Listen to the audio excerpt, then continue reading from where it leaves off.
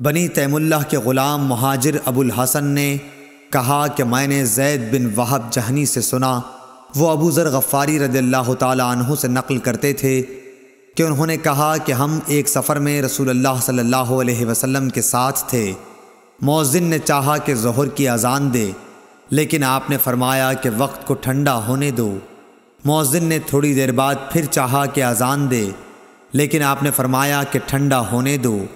جب ہم نے ٹیلے کا سایہ ڈھلا ہوا دیکھ لیا تب اذان کہی گئی۔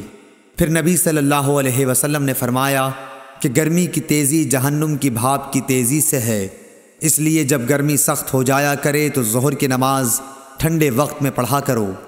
ابن عباس رضی اللہ تعالی عنہ نے فرمایا یطفیو کا لفظ جو سورہ نحل میں ہے کہ معنی یتمیل۔ ابن عباس رضی اللہ تعالی عنہ نے فرمایا یطفیو کا لفظ جو سورہ نحل میں ہے کہ معنی تتمیل، جھکنا، مائل ہونا ہے۔ صحیح بخاری حدیث نمبر 539۔